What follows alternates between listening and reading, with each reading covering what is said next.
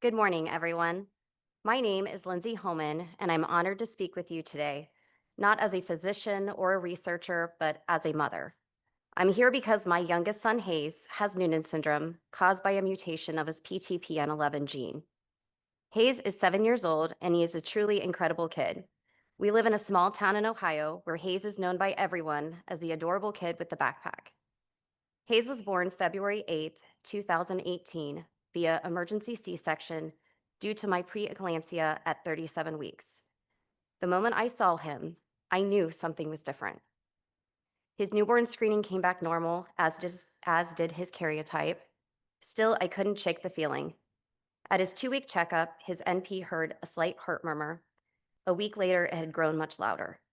We were sent to cardiology the next day, and after an echo, we were introduced to an illustration of a heart covered in notes and a genetic counselor waiting outside the door. That afternoon changed our lives.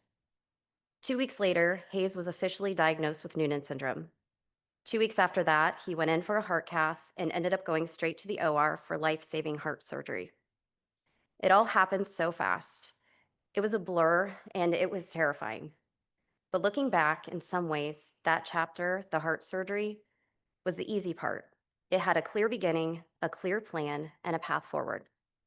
What's followed since, Hayes' battle with gastrointestinal dysmotility, has been the far more complex, exhausting, and relentless fight. That first year of his life was filled with so many feedings. He breastfed well, but couldn't take a bottle without burning more calories than he was taking in. He had a normal swallow study and spent many hours in feeding therapy. He was even followed by a multidisciplinary feeding team. We tried everything. His nanny brought him to me at work so I could nurse him during all of my breaks. He breastfed all throughout the night. We added calories wherever we could. He loved food, especially guacamole and sour cream on taco night. But it was never enough. He just couldn't take in what he needed, and he kept falling behind in weight, height, and even head growth. It was heartbreaking as his mother to feel that I had failed at feeding my child. At 14 months old and weighing a little over 12 pounds, Hayes got his G-tube, and this is where the vomiting began. Despite trying various feeding methods, Hayes would vomit so much. Small changes would help, but nothing worked for long, and by 18 months, he was not only failing to grow, but also losing weight. At this point, he was hospitalized and ended up moving to a GJ tube so that we could continuously feed his jejunum, bypassing his stomach altogether. At the time, the theory was that he had a virus that was slowing things down, and this would be temporary.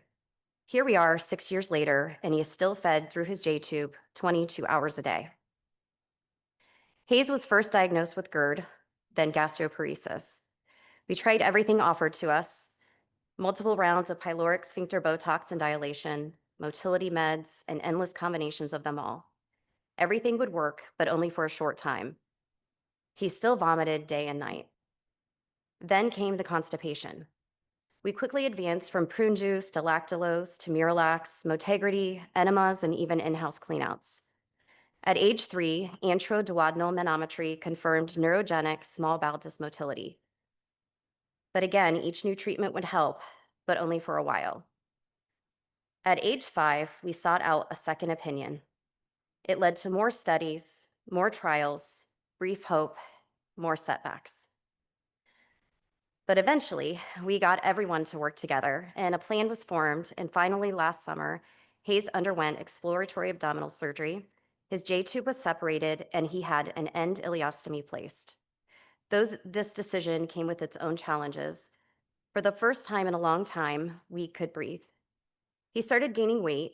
He started eating small amounts again. He even made it onto the growth chart.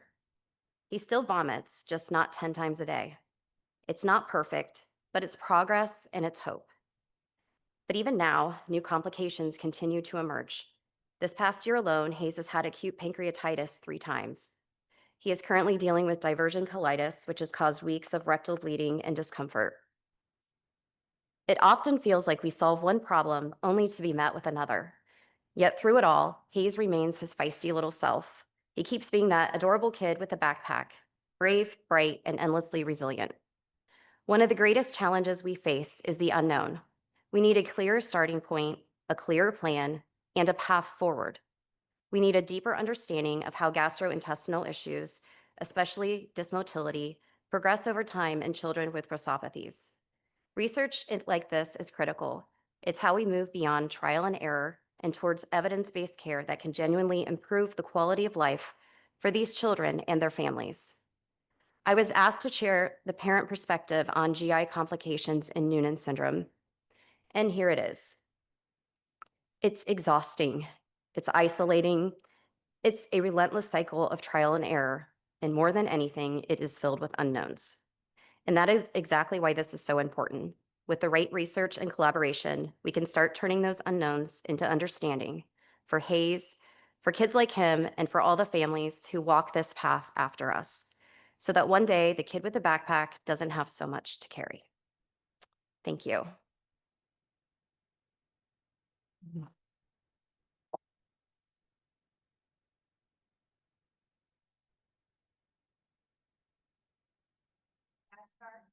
Yeah. So I've got a wonderful group here of clinicians and researchers who know RASopathies. What is the one thing we can do as a clinician or a researcher to kind of spread the word to other individuals in our institution to help you from a GI perspective? Oh. Honestly, I wish I knew the answer to that.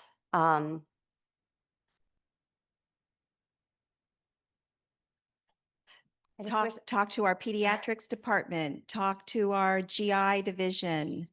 I think one of the biggest struggles that we faced for years on end is I felt I would explain what was happening and would be told, oh, he has Noonan syndrome. It's okay. You just have to wait it out. And I don't think you understand how long these years are.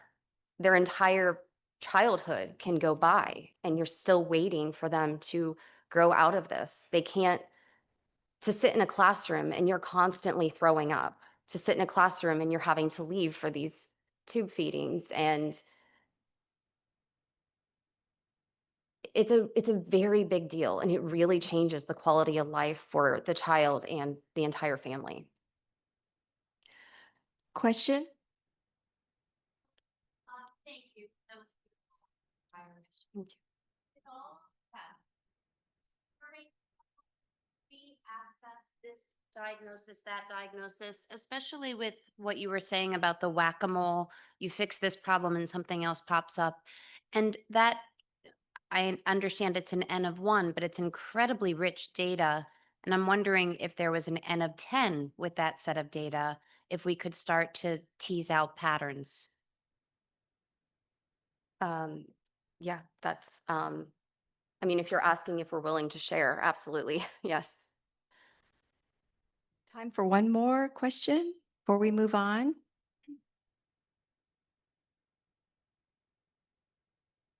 Have you ever tried ondansetron as a medication to stop the vomiting? Could I try what medication? One more time. Jennifer. Zofran, ondansetron. Yes, we have tried Zofran, yes. Didn't No. work. We also tried Emend. That did help for a period of time, and if he gets into a cycle where we can't seem to get it to stop, the Emend does work much better than the Zofran, actually. Thank you so much.